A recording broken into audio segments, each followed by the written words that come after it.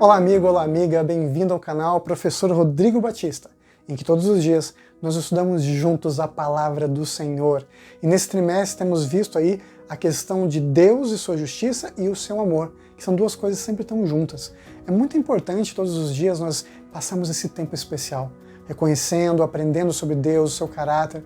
Nós temos usado muitos textos do Antigo Testamento, só para você ter uma ideia, para a gente poder entender que o Deus do Novo Testamento, Jesus, é o mesmo do Antigo Testamento. A palavra de Deus é um todo. E quando a gente consegue compreender esses detalhes, a gente vai crescendo no conhecimento de Deus. E é muito bom crescer com Deus e reconhecer que nós pertencemos a Ele e não à escuridão. Mas sim, existe escuridão no mundo.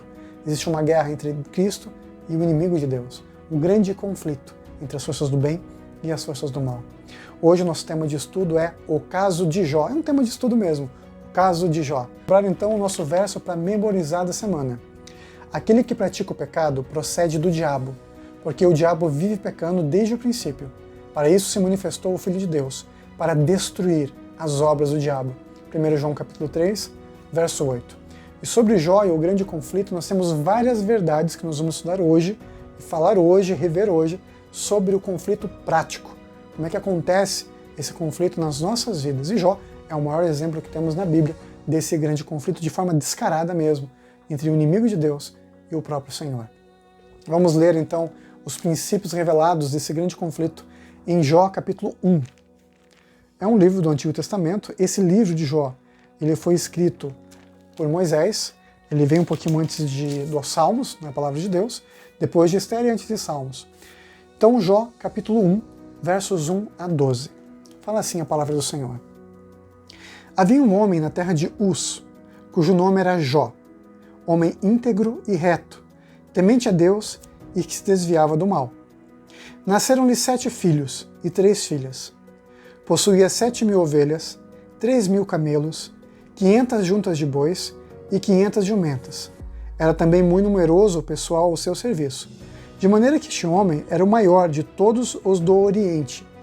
Seus filhos iam às casas uns dos outros, e faziam banquetes, cada um por sua vez, e mandavam convidar as suas irmãs, as suas 3 irmãs, e comeram e beberem e a comerem com eles. Decorrido o turno de dias de seus banquetes, chamava Jó a seus filhos e os santificava. Levantava-se de madrugada e oferecia holocaustos segundo o número de todos eles, pois dizia, talvez tenham pecado os meus filhos e blasfemado contra Deus em seu coração. Assim o fazia Jó continuamente. Aqui nós vimos do verso 1 até o verso 5, e olha que bacana, Jó era um homem muito próspero, muito rico, muito abençoado por Deus, um homem que fazia as coisas certas, era um homem justo, era um homem íntegro e correto e que se desviava do mal. Ele não se metia em falcatrua, não ganhava dinheiro a custas dos outros, ele realmente era um bom administrador e um homem abençoado, que criou a sua família nos caminhos de Deus. E aqui nos diz que seus filhos, os seus 10 filhos, eram pessoas juntas, unidas, eram realmente uma família e uma família feliz. Inclusive, numa sociedade patriarcal, os rapazes chamavam as irmãs, as suas irmãs, para estarem com eles, para jantarem, fazerem um banquete, um almoço, enfim, para passarem tempo juntos, isso de forma regular. E quando acabava essas festas que eles tinham, ele então chamava seus filhos, orava, santificava. Santificar significa separar-se, então ele separava seus filhos para Deus, todos eles, os 10, e ainda fazia suas cerimônias para Deus, o holocausto, o sacrifício, que era o símbolo do Cordeiro de Deus, que é Cristo, porque vai que seus filhos estivessem pecando. Então ele estava ali intercedendo por eles. Vemos aqui uma família feliz, uma família próspera, uma família cristã, uma família que realmente adora e serve ao Senhor.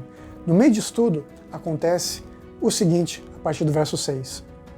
Num dia em que os filhos de Deus vieram apresentar-se perante o Senhor, veio também Satanás entre eles. Então perguntou o Senhor a Satanás, de onde vens? Satanás respondeu ao Senhor e disse, de rodear a terra e passear por ela. Perguntou ainda o Senhor a Satanás, observaste o meu servo Jó? Porque ninguém é na terra semelhante a ele, homem íntegro e reto, temente a Deus e que se desvia do mal. Nesses versos que nós vemos aqui, havia então reuniões no céu, em que os representantes de Deus, seus filhos, se reuniam diante de Deus e Satanás foi entre eles. Então Satanás ele tinha acesso ao céu ainda, mesmo depois da queda de Adão e Eva. mesmo depois da queda dele do céu. Ele ia até o céu como representante do nosso mundo. A representação que era de Adão agora era dele. Ele ia para nos representar. Por isso que ele falou para Deus, olha, eu venho de rodear e passear pela terra. Tipo assim, a terra é minha, ela me pertence, eu venho representá-la porque ela é minha. Por isso que Deus fala de Jó. Deus não colocou Jó na fogueira simplesmente não. Deus falou, olha, tá bom, você está falando que a terra é sua, que você veio aí passeando e governando o mundo, mas lá no mundo que você diz que governa, tem uma pessoa que é minha. Uma pessoa que serve os meus mandamentos, que serve os meus ditames, que me ama e que me segue. Então quer dizer o seguinte, Satanás dizia que era o dono da terra, mas na verdade não era. Porque o ser humano ainda tinha e tem o direito de escolher de que lado ele quer estar e ser governado por Deus. Isso deixou o inimigo muito irritado.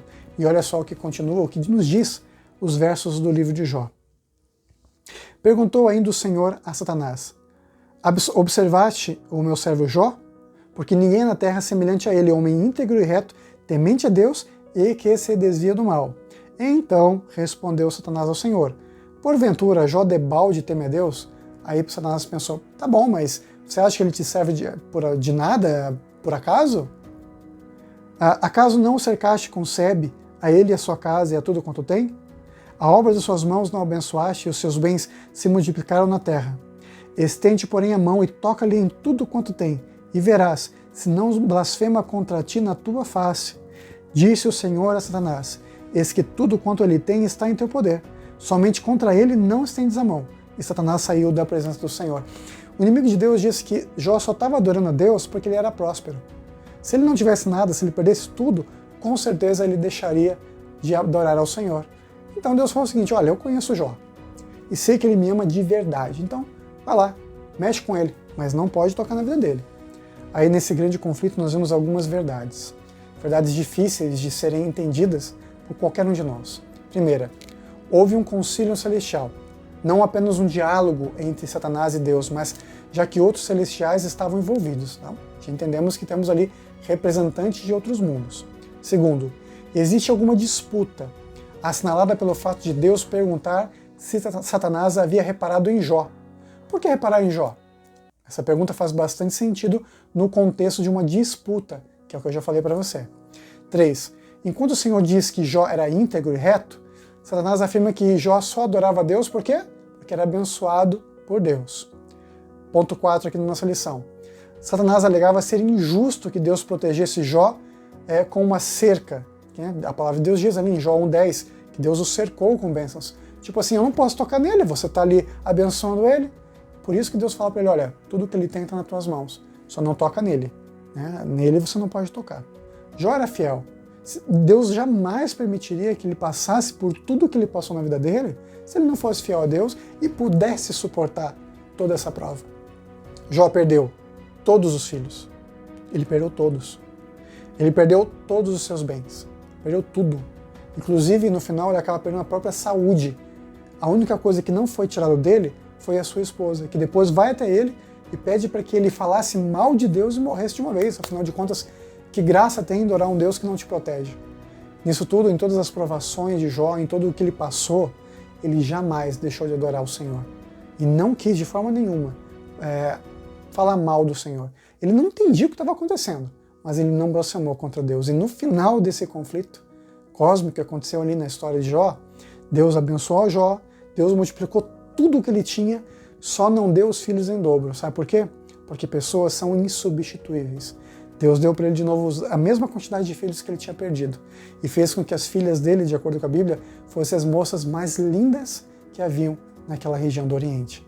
Deus ele abençoou Jó e nos mostra através da sua história que existe sim um conflito, que nós sofremos nesse conflito porque estamos no mundo de pecado, mas Deus nos protege, Ele nos cerca e só permite o mal se esse mal for para o nosso bem, para nos corrigir, para nos abençoar e nos aproximar mais dele, porque todas as coisas cooperam na vida daqueles que amam a Deus. Vamos juntos orar. Querido Pai, obrigado pela história de Jó, pelo exemplo de um homem fiel que esteve ao teu lado em todos os momentos. Pedimos que isso nos ajude para que a gente também possa estar e sermos firmados na tua palavra, vencemos o mal. Em nome de Jesus. Amém. E nunca se esqueça, meu amigo, minha amiga, meus irmãos, nessa vida é você e Deus. Fique em paz, fica com Deus. Te vejo amanhã, se Deus quiser. Tchau, tchau.